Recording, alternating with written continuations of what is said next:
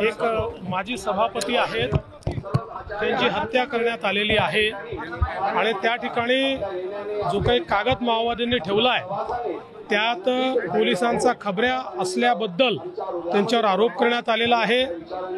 या संदर्भात पोलीस काम करतायत। साधारणपणे हे कोणी केलं असेल याचा अंदाज त्यातनं येतो आहे आणि निश्चितपणे त्यांच्यावर कारवाई ही केली जाईल।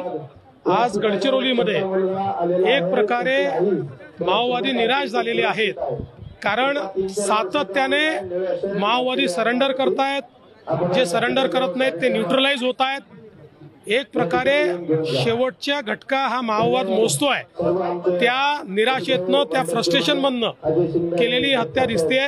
पण ही हत्या करणाऱ्यांना महिन्याभरामध्ये या ठिकाणी जाब विचारायचा किंवा त्यांच्यावर कारवाई करायची अशा प्रकारे पोलिसांनी देखील निर्णय केलेला आहे।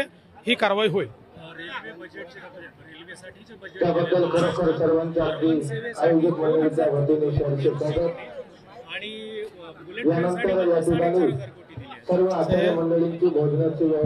दरवर्षी अर्बन सेवेकरता निधी महाराष्ट्राला मिळतो, तो दरवर्षी मिळालेला हा निधी आहे। बुलेट ट्रेन करता फक्त कन्स्ट्रक्शनचा निधी मिळतो, त्यामुळे तो 4000 कोटी आहे। मला असं वाटतं की थोडं डोकं लावलं आणि समजून घेतलं तर या गोष्टी समजू शकतात, पण विरोधकांना त्या समजायच्या नाही।